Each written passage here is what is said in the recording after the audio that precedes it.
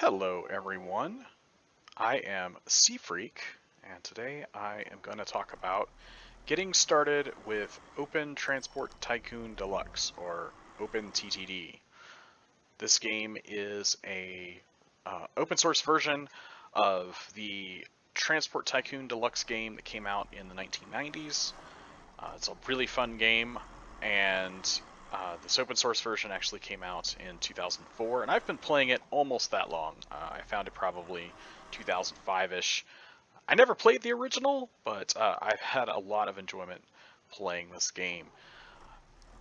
I've wanted to do an OpenTTD video for a while, and then recently, my one of my Steam Train big boy videos got featured on YouTube, and I suddenly find myself with a lot more subscribers than I ever thought I would have.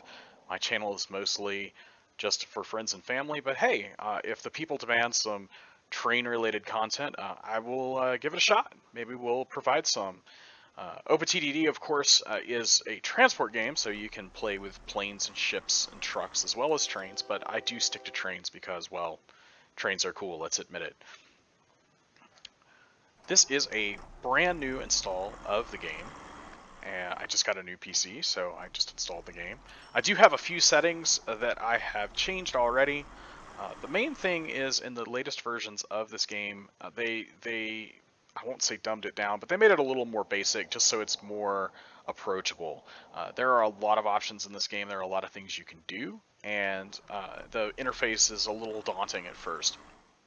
So they made things a little simpler for new players. They also just released this game on Steam. So before you would go to their website and download it, which you can still do, but now you can also get it on Steam.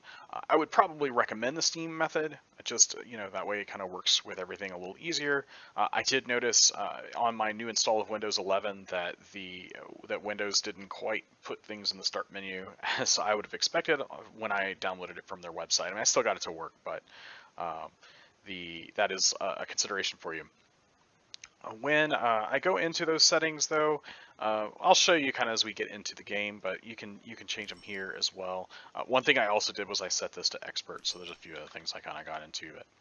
I'm going to search for signals, and we have show signal types, all signals. By default, it would be path signals. There's also a cycle option where you can cycle through signals, and I have that to all visible as well. So without further ado, I'm just going to jump right in to create a new game. I think this by default starts off a little smaller, maybe at 512, but I've set these to 1024. Kind of when you change a setting, it'll stay changed. When you start a new game, you have 4 options for map types. You have the temperate landscape, the subarctic, which is going to be a snow world, the subtropical, which is kind of a desert plus some palm trees, and then you have the Toyland. I'm going to admit I have never played a game with Toyland. I've played on all these other ones. I tend to stick with the temperate, sorry, not the subtropical, but either one is fine. The default options are definitely just fine. There's really no reason to change them unless you kind of want something specific. The start date is defaulted to January 1st, 1950, and if you haven't installed any of the new graphs or what they use is the mod system, which gives you earlier vehicles, I would say don't change this, because otherwise you'll go in here and you'll find, like if you started in 1900, you'll find, well, there's not actually vehicles that you can buy, and that makes it really hard to build a transport network. So I'm going to go ahead and hit generate here, and I actually have the trees turned off, so one of the things that's kind of hidden away that I think should really be something that they put on the toolbar, but they haven't, is the transparency options. So you, when you long press on the settings here, you can get the transparency options, and they'll pop up a little bar here. The trees here are the second option, and you'll notice there's 2 buttons. So there's a button itself, and then there's a button underneath. So if I just press this, I get sort of of all the trees, and if I press the button underneath, they actually disappear. I tend to hide them. You can't. There's no rotation of the map, so it makes it easier to see things to me in order to to build without them, but I mean they're pretty. You can kind of turn them on if you want to. So the very first thing that I do when I start a new game is I pop over here to the company, and by default they create a company for you. Sometimes if you log onto a multiplayer server, you might find that there is you have to create a company from the client list. But there's a company created for me. Its value is $2 right now, which I'm not sure why, where that value comes from. I have no infrastructure. But first of all, as I like to set my face, just because I don't usually like whatever face that we start off with. There's like a guy with sunglasses. That's what I tend to play with. He looks kind of, I don't know, James Bondish or something. Evil billionaire transport tycoon guy. So that's what I want to be. So, and then I like to set my color scheme. I'm not a huge fan of the red, so I can click here, and I like the yellow, so we'll be yellow today. Of course, I can set my name. I am C Freak, and so there we go. And then I can set the company name, and it looks like it sets on its own C Freak Transport, so that's fine. The second thing that I do is I hit the company finances, the little money icon here next to the person face, and we're going to bring up our company financials. Just the unpausing, we've already been charged $120 in loan interest. The game starts off with a $200,000 loan, or 100,000 pounds, like Great British pounds. I think that's actually the default, something I did change as I'm an American. I tend to think in dollars, so I put it to dollars. The game actually does it as a 2-to-1 ratio, so it's not really an exchange rate. It's always 2-to-1. I think there's actually other money options as well if there's something else of interest to you. But you start off with a loan of $200,000, and you can have a maximum loan of $600,000. So what I always do is I come in here and, well, again, unpause, but I go ahead and I just borrow the max amount. And you'll see that it really doesn't make sense to do anything else, because after you build your first track, you'll make all this money back fairly quickly, and then you just repay it at that point. And the loan interest is really small, so it's never like something that's going to cause some sort of problem for you. The next thing I'm going to do is I'm going to find the best way to deliver cargo here in the early game. And there are a couple of things that you can, there's lots of things you can deliver. You can deliver cargo, you can do passengers and mail, but what I tend to find the easiest is the coal. So I'm going to actually pull up industry chains. This is kind of a slightly confusing little map here. This is for banks. I'm going to select, we'll start with the factory, actually.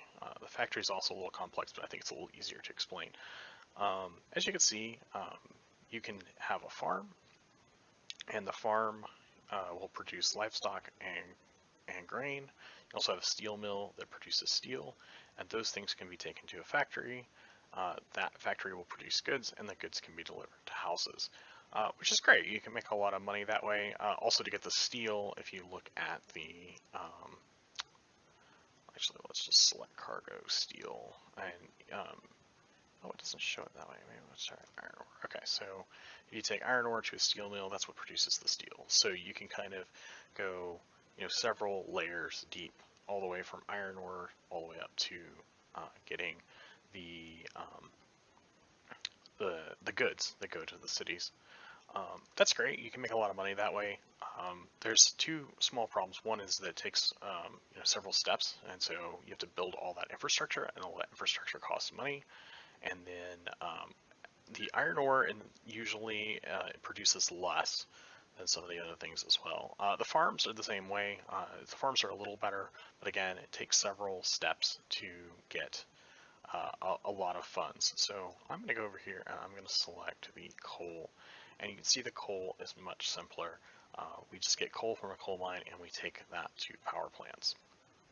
And so it's just one step And so that's what I tend to recommend, especially if you're a new player, but even this is how I play usually, is I'll build up some coal routes and start making quite a bit of money that way. And then I'll build routes for other industries because I have the money to do it at that point.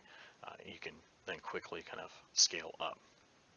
So if I go up here to the industry directory rather than the industry chain, we'll get a list of all the industries in the game. So we see everything that is currently on the map.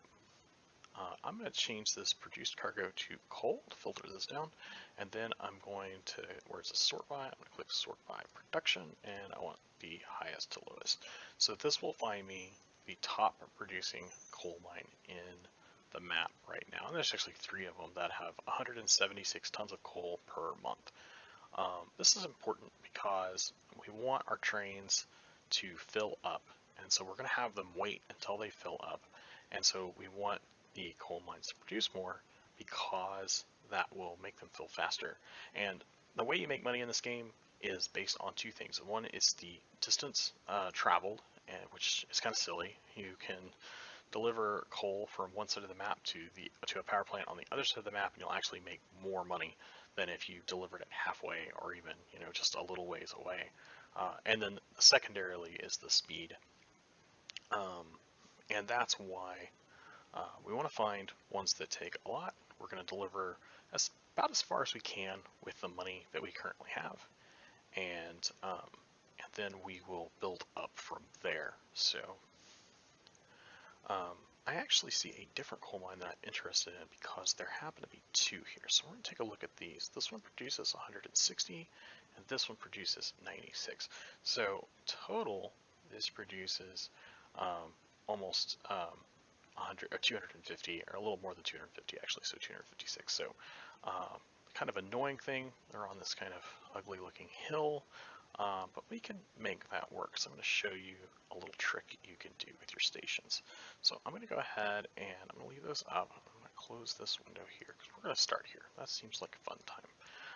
And I'm going to look for a power plant. So these are power plants. They look like this. Oh, I can't zoom in on it there.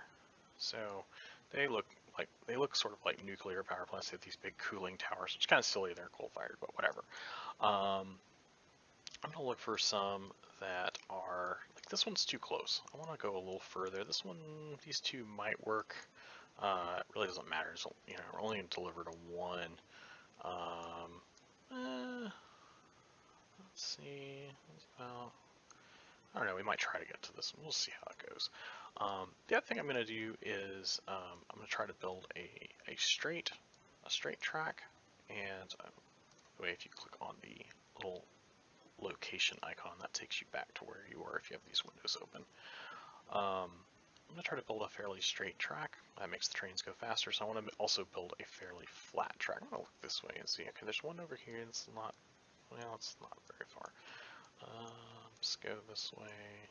Yeah, it's kind of, we're kind of right in the middle of the map, so we can kind of go any direction at this point just to see what might work. I don't know, I might build to that one. I don't know, it really doesn't matter that much. So let's start by building a station here, and like I said, I'll show you a little trick you can do with stations. So I'm going to unpause and I'm going to hit track construction. If you hold down the left click, you can see we have railroad construction, and then the electrified railroad and the monorail and the maglevs are grayed out, and so those will become available later on. So I select the station icon here, and then I'm gonna have flat ground, so this is gonna be kind of tricky with this hill, but it'll work out. So I'm gonna go ahead and build it right here, and I realized I'm gonna hit escape because I realized the station was the wrong orientation. The other thing you want to do is you want to turn on, I think that's off by default, I've already turned it on, but the coverage highlight area, and that's what shows those little blue squares, and that's important because it'll help you to see like when you're capturing. If you don't have that on, you might not realize that this over here is not actually capturing coal. So always leave that that little feature on. Again, it's one of those things I'm not really sure why is off by default, but it usually is. So I'm gonna start here, and I'm gonna build 10 tiles and two tracks. And the other thing I'm going to do is I'm going to come right here, maybe right there. Okay. And I'm going to hold control and I'm going to click again and I'm going to get a different window. Oh, it's not enough, not close enough. That's frustrating. Okay, so, and we'll try again, see if it'll let us do it now. All right, control, there we go. Okay, so now when it says join station, I held control and clicked and it says Fingley Valley. And if I click that, we can't build wall post, of course. Why didn't you tell me that already, game? Alright, so now my station includes this area, and it's going to capture both this coal mine and that coal mine. So that is the first part of getting this build going.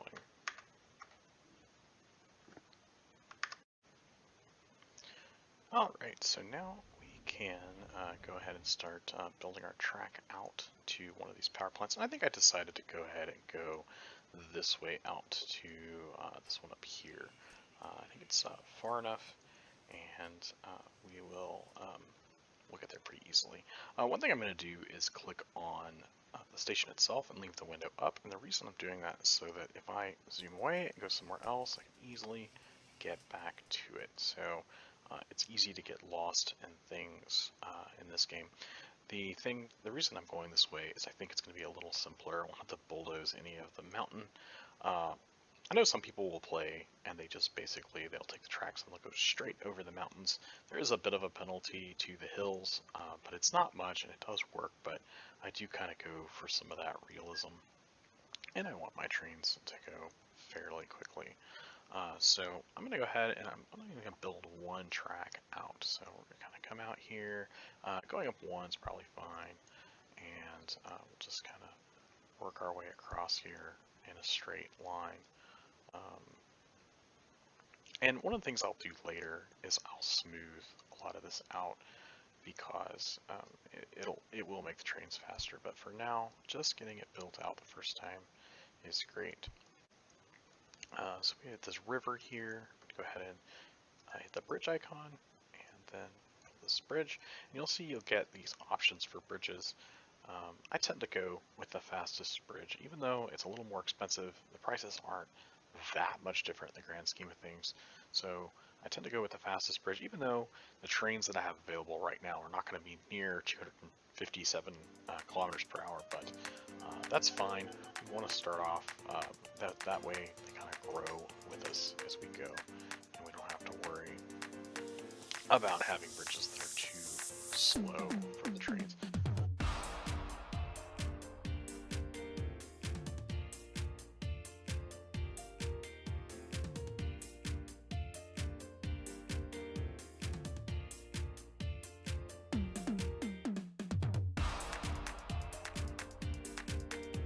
Perfect, so we've got this first track here. So I'm going to come back to the first station that we have, and I'm going to go ahead and build the crossover area. We'll use that later. I have also, the game by default, I mentioned this as I started off in the settings, we have these, but by default you'll see this screen. You'll have a two-way path signal and a one-way path signal. The two-way path signal, if you see it here, if I click it once, it looks one direction. If I click it again, it looks the other direction. These signals without the sign, the train can pass through these going backwards, or going, opposite of the way it's facing. And if I hit control, it actually turns into a path signal. One-way path signal, and in this case the train cannot come the opposite direction through it. They can only come through it the way it's facing. That's important to help route your trains onto the specific tracks you want them, and when we have the double track going, we'll have one track for one way, one track for the other, and we'll use those one-way path signals to ensure that that happens. The way I tend to use the block signals will also ensure that that happens. So, but again, I like to see all the signal types. These are the entry and exit signals. You can do routing with those as well. I probably won't get too deep into those. There are some really crazy things you can search YouTube for. People who are, basically creating circuits and Turing tests and all sorts of crazy stuff with how, like, if you've played Minecraft and there's redstone circuits where you can create AND gates and OR gates and all that good stuff and latches. You can do the same thing with OpenTTD with using trains and signaling. And that's what these things can help you do. Set up priorities and things like that if you're actually playing a network. Some really cool stuff. I'm definitely not going to get into that right now, but and it's the end of the year, so you can see our financial statement. It looks terrible right now, but that's okay. We're about to get started. So we're going to use the two-way pass signals at the entrance to the station. And I'm not going to worry about putting a signal here just yet because we're just going to have the one train. So, and this is the depot. This is where we build our trains. I like to put them right here on these crossovers. Once the double track is in, trains can come in and then they can go to either platform, whichever one's available. And then they can actually come out of these depots and directly into wherever they need to go if they're going out or if they're coming into a platform. Generally, they're going to come into a platform. So when I click on this, I get the depot view, and I'm going to click on New Vehicles, and the locomotives are here at the top. So we have the Kirby Paul tank engine, the Chauncey Jubilee, and the Ginzu A4.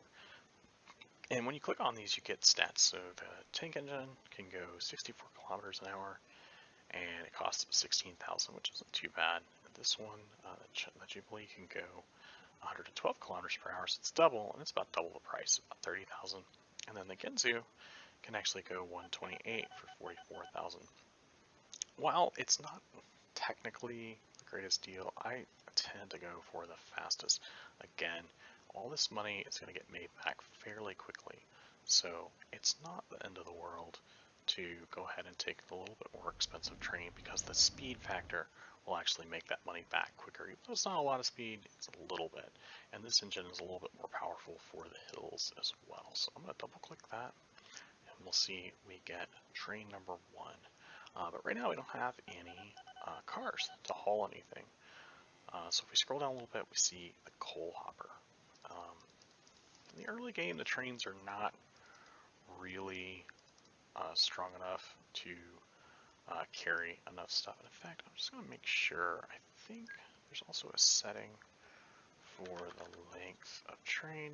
Maximum length of train is 7, so I actually want to increase that. I usually set it to 15, but I am going to keep them at 7 for now, and then I will increase it to 10 when we get more powerful engines. And that's one of the things it's complaining. It's too few orders in the schedule. We'll fix that in just a second. In fact, I'm going to pause for a second to talk about the station length. So the reason I use 10 as a length of station, I think 10 is a good length of train. And one of the things you definitely want to do is don't make your trains longer than your stations. And the reason, even though it will work, there's a penalty. So it takes your train longer to unload if half the train is hanging out beyond the end of the station. The second problem it will cause traffic jams because your trains will be hanging out over these junctions and other trains can't get in and out, and you'll get a log jam on your rails and your network. So always make sure you can choose whatever length you want. I think some people do smaller trains, some people use longer ones. I tend to be right in the middle with my 10-car trains. Like I said, these early engines can't quite pull that, so we'll do 7. You can do multiple engines, which theoretically it helps, but I don't know if it really makes that big of a difference. Another thing that you might be aware of too is some of the later engines will be double-headed engines, and they'll take up 2 spaces. Well, every space is half a space, but we'll take up a full tile as opposed to just half a tile. and so you might want to be aware of that. If you plan to use some of those double-headed engines, you might only keep your trains at 9.5. That way, if you switch to a double-headed engine, it's automatically 10. You don't have to sell any cars or anything. So, all right, so we've got the train, and now we need to route it. So I'm going to go ahead. I think I can actually do this while pause. So we're going to hit the orders button. That's the arrow here on the train screen. And in fact, we can go ahead and close the depot out. So by default, our go-to is already selected, and that's what we want to select. We're going to click go to there, and then I'm going to go ahead and click on that order. And you have a couple of different options here. Non-stop is the default, and that just means if there's a station in the middle and you set this to not be non-stop, like if you uncheck that, the train will automatically just stop at any stations in the middle. I'm not sure really why you'd want to do that. I guess it makes sense if it's a passenger train. The two things I do is I tend not to have stations that are all along the main lines. And once later on, if we decide to make this a main line, I'll build a bypass track to go around this station. We don't really want our trains to pass through because they'll end up blocking or being blocked by the trains that are using the station. But it is an option. You can build pass-through stations. You can make it where your trains automatically stop at every station.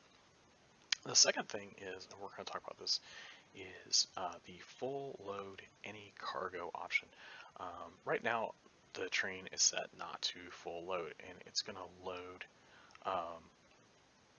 the load if available. That's the base option. That's the default option, and that just means that right now, if the train came in here, it would say, there's no coal available. Like if we click on this, there's no coal. It'll show up right here, and there's none available yet. It hasn't produced anything yet, and so it would come into this station, and then it would just immediately leave because it would say, I'll load it if it's available, but if it's not, we're just going to go on to the next order. That's not really what we want. We want to full load any cargo, and since we're only carrying coal, it's going to full load just the coal. If you do have a train, this kind of is applicable to farms. If you have a train that had, say, if you were using a farm and you had both a livestock car and a grain car, you could say full load all cargo, and it would fill up all cars at all the cargo that is available there. And we'll get into a little bit of that later when we do some of the more complex chains. I'll just say, right now that that's not something I recommend. I would have 2 trains to the farm, but we'll talk more about that in a later episode probably. So we have this set to full load any cargo. We'll get into the unload options later. It's not really anything we need to worry about right now for this. So I go ahead and go back to the other station. I should have selected it in the first place. One thing I didn't do was go ahead and set up that pause menu is going to kill me. I think I can actually change that, but whatever.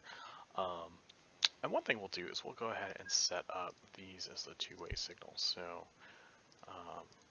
So we'll see here when the train gets here, they'll come only on this track going in and this track going out.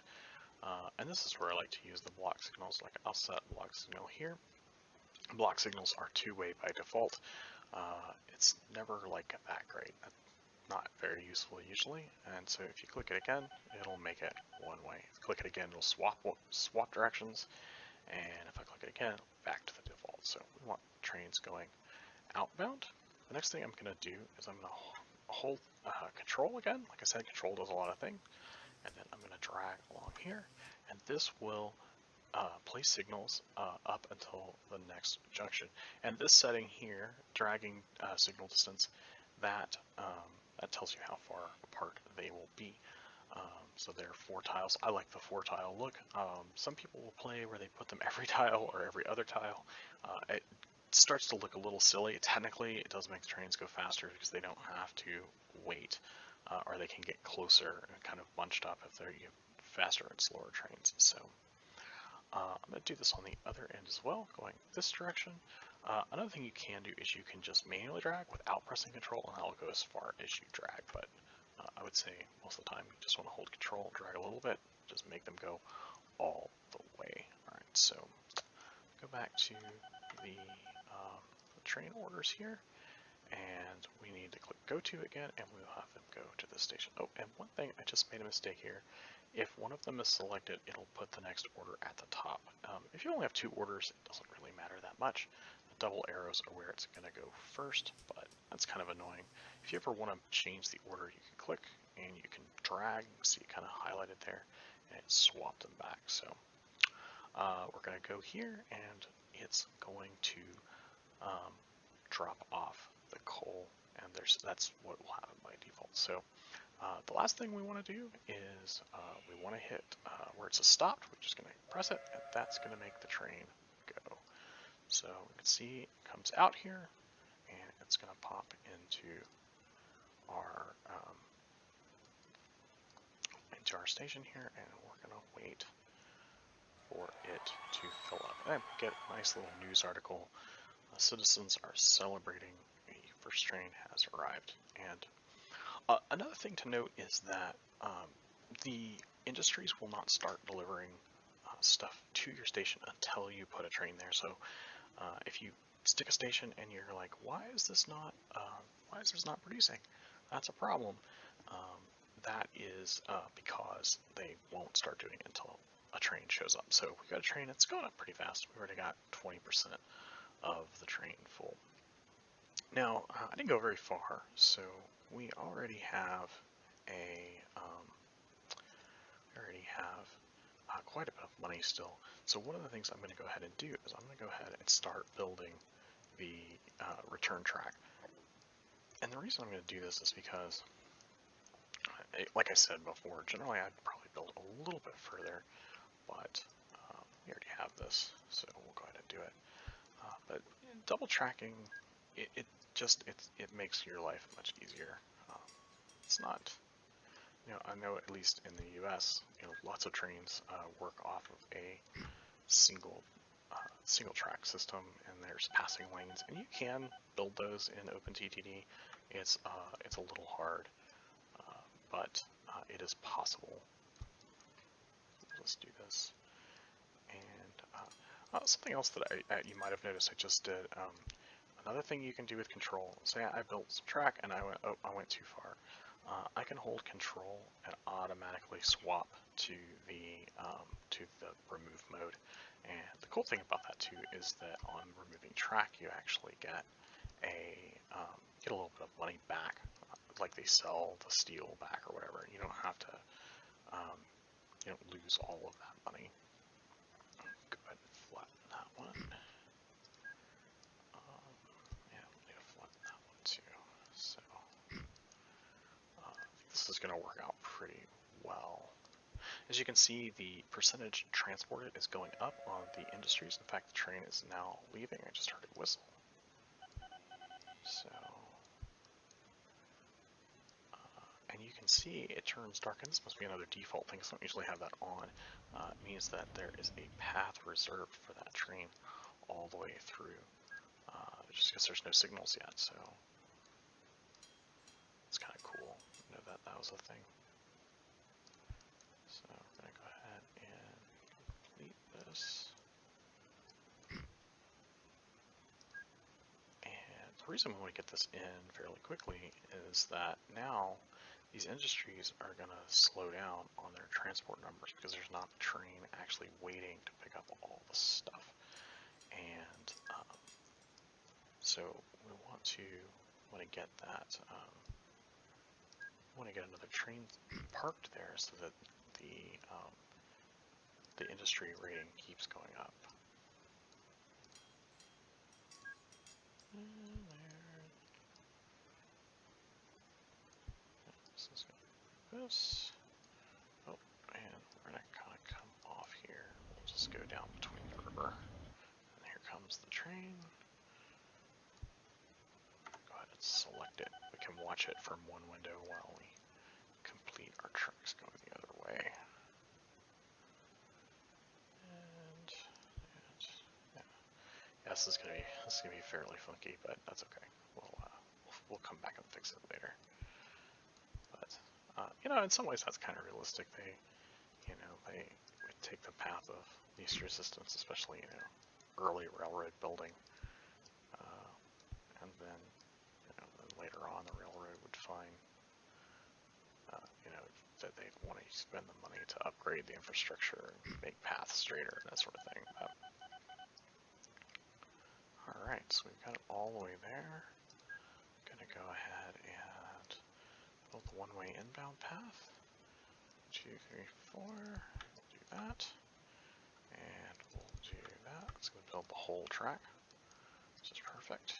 I'm gonna catch up with the train, make sure we didn't mess up its pathing. We will need to fix this spot. And pull that out. So, there we go. And there we go. We've got it all the way there. So we're going to go back to our industry. With 94,000, it's going to be close. Let's see. And one of the things we can actually do is we can click clone train. Oh, just enough money because it costs 70,000. So go ahead and click clone train, and that clones, you'll see, that clones all of its orders as well. Later on in the late game, that's a great tool because you'll build like 10 or 12 trains all doing the same thing, and you'll have enough money, you just sit there and hold the button down. I'll get into it in a later episode, but you can also group trains together, and once you start having a ton of trains, you'll find, oh, there's a lot of coal already there. So like we could already build like a third train. This is producing the coal really quickly. But in fact, you can see the transport number is actually going down. I could probably put 2 more here. It's far enough. So let's go over here. But yeah, you'll end up with so much money. You'll build, you know, these stations that accept a lot of stuff, and you can produce very quickly. You'll actually clone a whole bunch of trains at once in order to make the money, or get all of the production out as quickly as you can. So we see the train arrived. It's unloading, 17%, and we made $180,000, which is awesome. So I'm going to go here, I'm going to do this, pull up this, clone train, clone this one, and I'm going to actually, you can actually also click this clone train. Oh, apparently breakdowns are on. That's really annoying. Looks like we can go ahead and do 2. On the little screen here, it's kind of hard to see, but there's a little green, like a green signal, and this will tell both of these trains to come out. And another thing I'm going to do, oh, not that setting screen, click and hold settings, breakdowns. I do not like breakdowns. They're not fun. They're just kind of pointless. The train stops and you know, whatever. Some people like it because it makes the game marginally harder. I find it just annoying, and so I'm actually going to turn it off. So, and so we've got these. So you can see this one is now having to wait a little longer for it to produce, but that will actually increase the transport number, and we won't have any sort of left behind. And the idea is it simulates that the idea that they're transporting their coal, you know, through some other method. I guess teleporting, because there's no other method here. So you see, we still, you know, we're still not making a ton of money, but you know, the first year we actually did bring in some revenue. So we have $180,000 in revenue, but this is going to very quickly start to produce a lot of money for us. I probably will be able to add another train as soon as one of these arrives, but we'll stop it right here, and you know, see how this goes. Like I said, this is a channel that mostly I just threw things up for friends and family, and suddenly a bunch of people are interested in my steam train video, my big boy videos, which you can go and watch. You know, maybe in the springtime, maybe I'll go. There are a couple of steam train excursions near where I live. Maybe we'll do some more videos like that. But for now, I've got these games, and I'll probably also do a Railroads Online video. Railroads Online is an early access game, 3D build a train. It kind of captures the spirit of this in a lot of ways. It's all, you know, an actual 3D world where you go in and you sort of have to build all your tracks and your trains. It's very cool as well. So, well, and bye for now, everybody.